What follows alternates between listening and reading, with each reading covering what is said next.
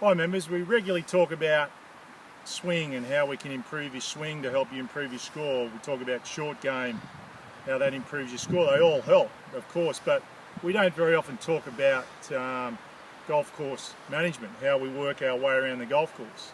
So I thought we'd talk about that today. Now, we're here today on the 14th hole at Merriweather, which is a 290 metre par 4 downhill. So it's not a long hole, but it's fairly narrow, and there's a sort of wasted garden type wasteland near the green, which if you get in there, it's a lot of problems. So for the big hitter, I can't see any reason why you need a driver in this hole. Yeah, you could get on the green, but I think you're better off most of the time actually hitting a hybrid iron or even a 3 or a 4 iron for the really long hitters, and just working it down the left hand side of the fairway, which gives you a good chip into the green. I see so many of us, and me included, sometimes stand up on the tee here and try and hit it on the green. And most of the time we come away with a par at the best, sometime a bogey. The other problem with the 14th here is also if you hit it right, into the trees on the right, you've pretty much got to chip out. So, you know, when we're working our way around the golf course, not just the 14th here at Merriweather, but other holes like the 2nd and things like that, we should be working, or should be thinking about how we can achieve the least amount of shots on this particular hole. And like I said before, you don't always have to hit a driver on every single hole, or par 4 or par 5. You might hit a through, or you might hit a hybrid just to get it in play. First hole here is another good example. For the longer hitter anyway, doesn't need a driver. So let's play this hole, the 14th. So I'm going to play it for you. I'm going to hit a hybrid iron off the tee. I'm going to try and hit it down the left hand side. Doesn't always mean it's going to happen, but I think in my mind I've got the right shot for off the tee. I'm not going to try and bust the driver down there and maybe get on the green.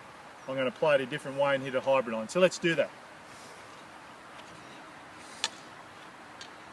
So we've set up in the middle. We've set up in the middle of the team. I'm going to try and aim down pretty much down the left-hand side, keeping it down there. I'm going to try and make sure I don't hit it down the right. I realise there's a dam on the left, but you know most of the time it's out of play. It's a long way left of the target. So let's just hit a shot and see how we go.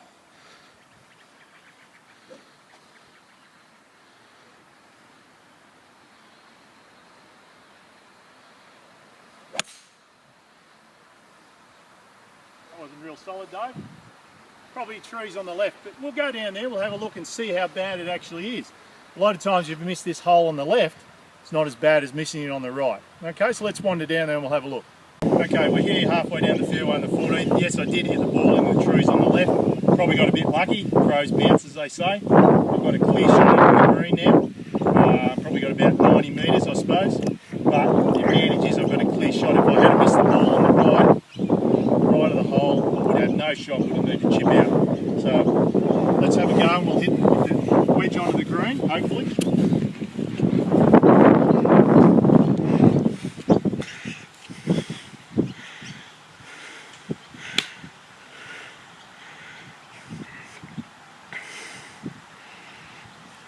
Okay. Wander on down to the green, Dave, but there's the example of you don't need a driver off the tee. It's not a long hole. Don't need to bust it. I realise that people that don't hit it as far, you may need to hit your driver, the ladies, things like that, but try and work it down the left-hand side, girls.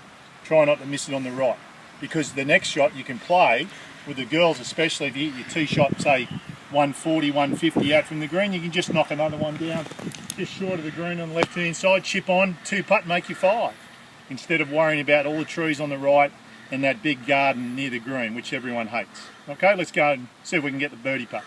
Okay, so we're here on the green now. We've got about a 12-foot putt for birdie. Just a reminder, when you're chipping into this green on the 14th, it is a fairly new green, and as you're probably aware, it's fairly firm. So make sure when you're hitting your pitch shot onto the green that you actually lob it on the first half of the green, because the first half of the green actually slopes up into you, whereas the second part of the green slopes away from you. So if the pin's roughly middle or back, try and lob it on the front part of the green, let it work up to the flag. Don't try and lob it all the way to the flag.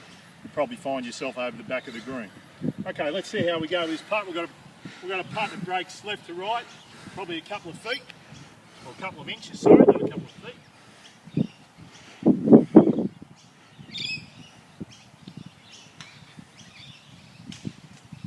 There you go, there's a birdie.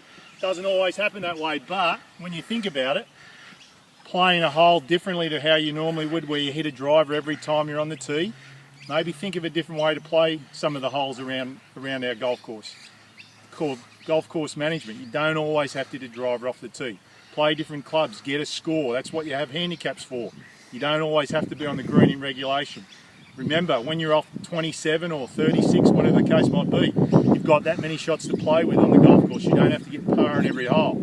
Someone like me has to. Don't succeed very often though. Whereas you guys of 27 or 18 or whatever the case might be, you don't always have to be on the green in regulation. You can be there in 3 and 4 and still make your 2 points. Remember that. Don't always use a driver off the tee. Thanks very much.